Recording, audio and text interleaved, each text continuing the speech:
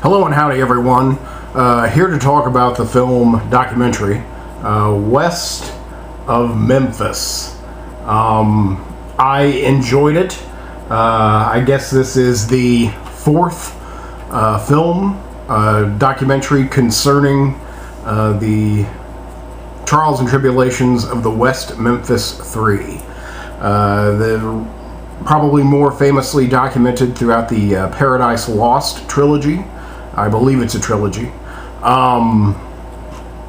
This one, being the last, has the benefit of the full story. Well, still not the full story, but the most in-depth story we have to date. Sadly, justice is still not served by the end of this film, and today justice has still not been dished out. I'm going to give the film an 8. I'd say the only reason I'm not giving it a higher score is because I thought it was a little bit long in the tooth. And all of this is probably within the last, it's a 2.5 hour film. I mean a solid 2.5 hours of documentary, trial analysis, character analysis, so it's very in-depth and very informative. Leaves no stone unturned, but that's very, again, in-depth, and you have to pay attention, and sometimes I felt my mind wandering a little bit. I thought the last 45 minutes of the film were somewhat uneven a little bit, but I suppose that it kind of reflected real life in that way, about thinking you were going to get somewhere, thinking you were going to have a result, and then nope, you've got to wait a little bit longer for that, which again does kind of mirror the West Memphis 3 sitting in prison. So again, kind of the art reflected the subject, which I think is fine. Again, I think I'll just give it a solid 8, just because, slightly long in the tooth, just a little bit long in the tooth, but definitely is a bevy of information. And if you have followed the West Memphis 3, I can't say that I've necessarily followed them, but I did have the privilege to see Paradise Lost, the original Paradise Lost, when it premiered on HBO. I didn't really know anything about it. I believe I was 16 years old at the time.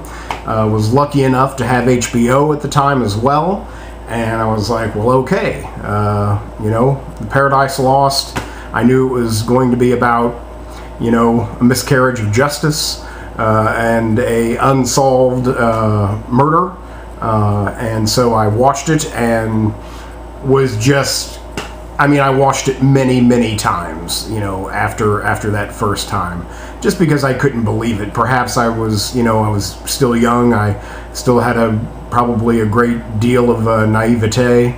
I believed I lived in a kind of a perfect country, and where justice is right.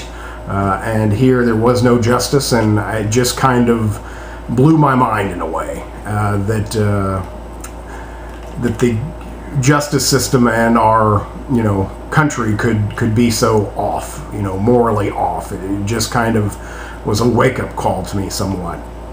I know I've seen the second Paradise Lost. I'm not sure if I've seen the third. I can't remember seeing the third, but I definitely have seen the first two.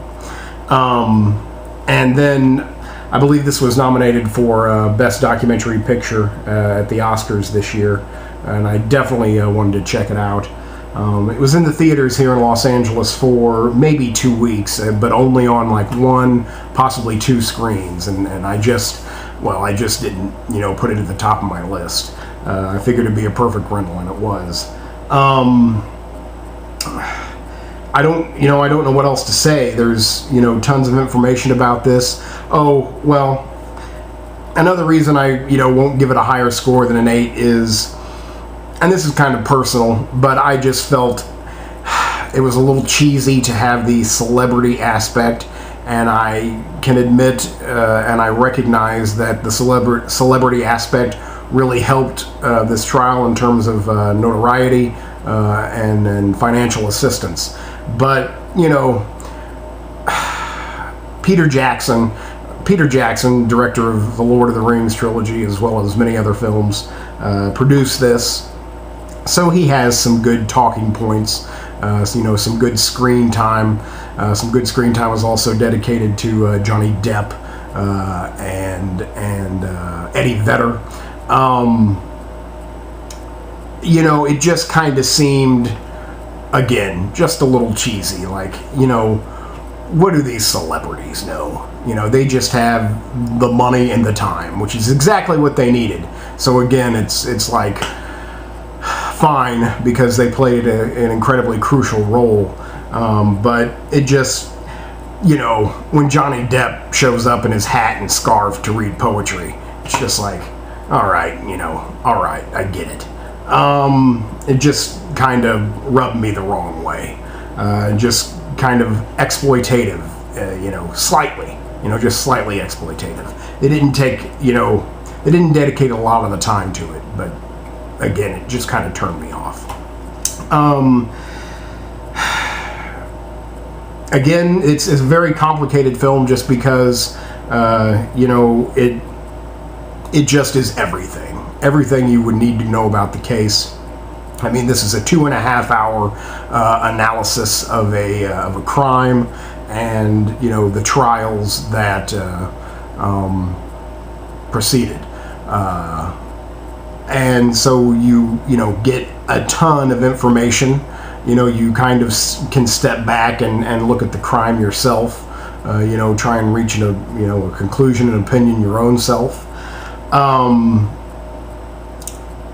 But it has no easy ending because there's no easy ending to life, and this hasn't had an ending yet.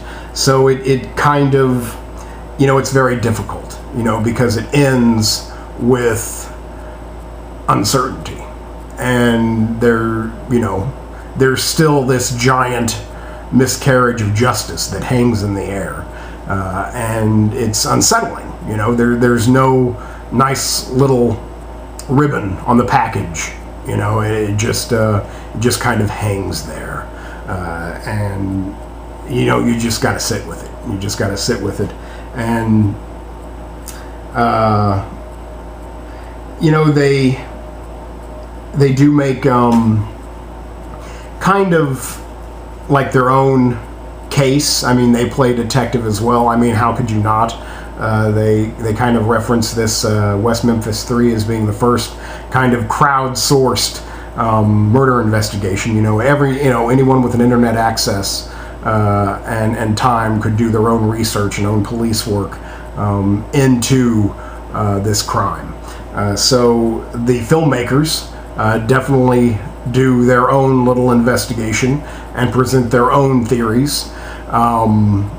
Sometimes it kind of felt like they were kind of beating us over the head with a little bit, much like the second movie in the Paradise Lost trilogy, where they spend a bulk of the time kind of focusing on one of the stepfathers and kind of, you know, vilifying him, but you know, he turns out to be innocent. And in the third one, they don't like say, all right, this guy definitely did it, but they definitely point to more fingers and, you know, make vague accusations. But what, you know, they did with Paradise Lost 3, these guys take to another level and say that, you know, I'm pretty sure that this is, you know, who did it.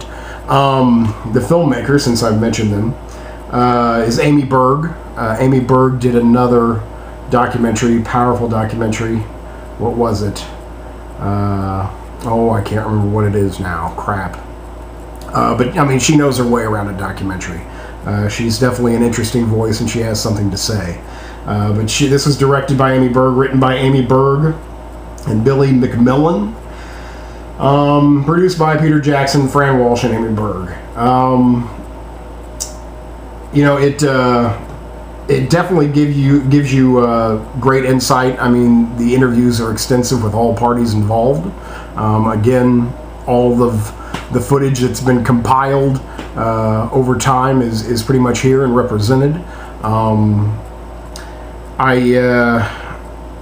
I don't really know what else to say. You know, it's a solid documentary, well made, very, you know, informative. It serves the purpose of a documentary, and for the most part, leaves out editorial comment.